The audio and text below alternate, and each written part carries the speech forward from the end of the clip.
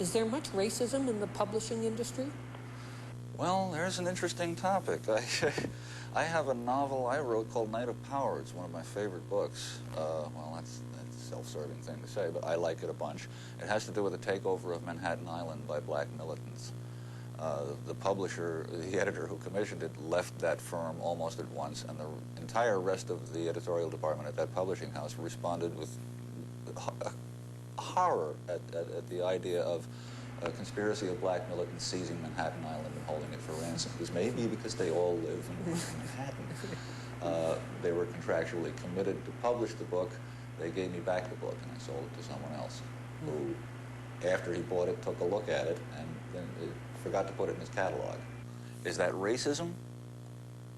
I honestly don't know. I have never met anyone in the publishing industry I consider to be a racist.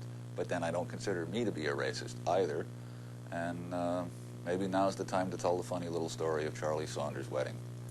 There's a writer in Halifax, Charles Saunders, one of the few black fantasy writers in the world, and a very good one, and a friend. Charlie asked me to be the toastmaster at his wedding. I was flattered and honored. Hey, how cool can it be for a white guy to get asked to be toastmaster at a black wedding? This is, wow, my liberal credentials are now solidly established. So the wedding happens, and we're doing the thing afterwards, and I'm doing my toastmaster number. I'm telling snappy little jokes, and it's working. The room is laughing at my humor. I'm very pleased.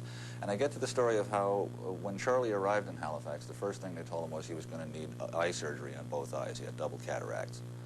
So attempting to relate this anecdote humorously, I say, and Charlie's arrival in Halifax was perhaps not inauspicious when the very first thing they said was, "Congratulations, a strange white man is going to stick a knife in both your eyes."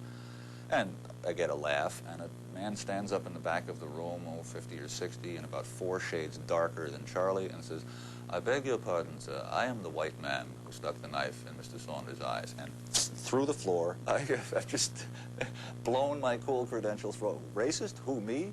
Oh, yeah.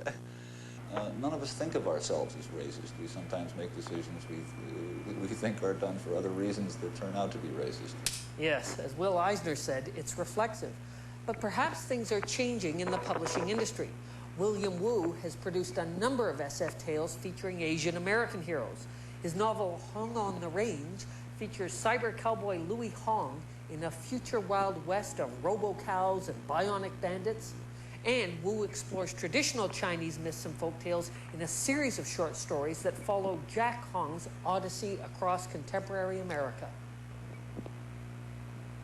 Why did you set some of your Jack Hong stories in such unusual locations? The Ozark Mountains, the Mississippi Delta?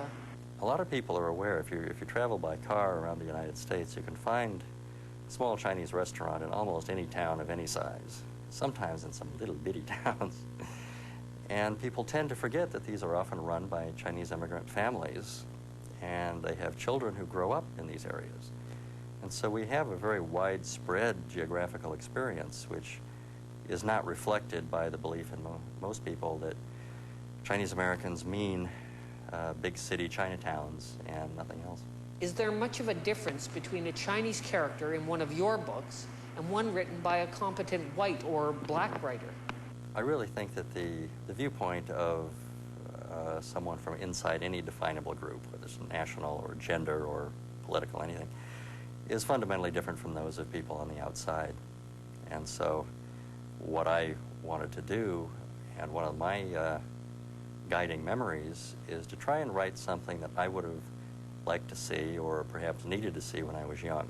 How would I have felt if I had discovered one of my young adult books at 12 years old, or at 18, or at 25? And so ultimately, you might say I'm writing for myself when I was younger. At the 1992 Worldcon in Orlando, William Wu was on a panel entitled, "Ahoy, have you seen the Great White Archetype?" Afterwards, my agents in control talked with another panel member, Owl Goingback, whose stories deal with prejudice and Native American culture in fantastic settings. What kind of misconceptions are you trying to dispel about Native American culture with your work? Basically, by being here, I'm trying to dispel the illiterate Indian stereotyping, that the Indians have no intelligence, they can't be writers, they can't be actors, and things like that. I'm trying to do that. When I write and when I go to a panel and I dress like this, I'm representing an entire nation of people.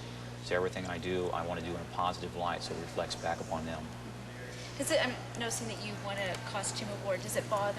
Well, how do you feel about that? I mean, this to you is more than a costume, obviously. This is not a costume. This is my regalia. Any other time, I take great offense about it being called a costume.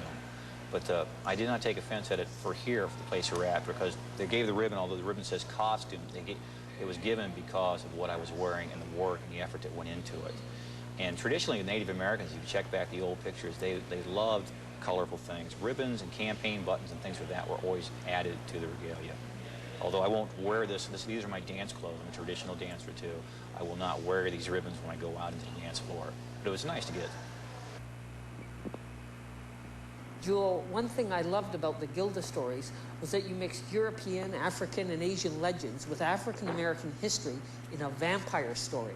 Considering that you chose to express your political stance in a piece of genre fiction, you must be delighted that the Gilda Stories is now being taught in university courses.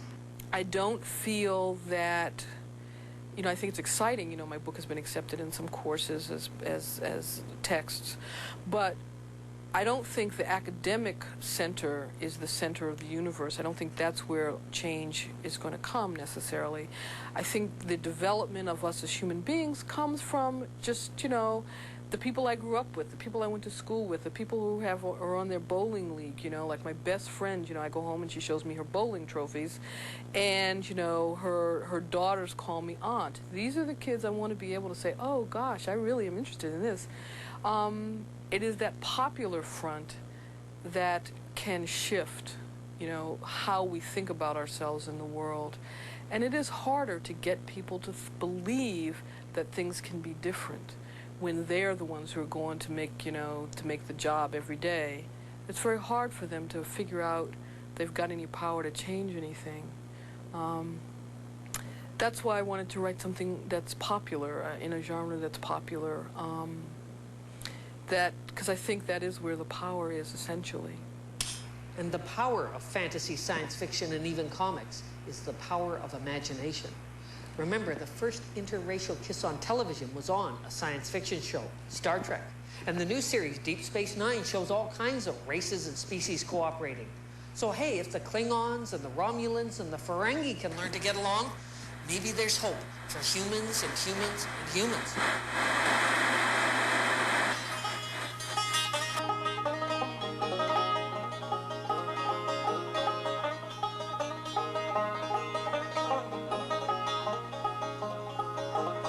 Next week on Second Nature, the true story of a plane crash in the Himalayan mountains that left 13 survivors stranded for weeks until, desperate and starving, they succumbed and began eating the airline food.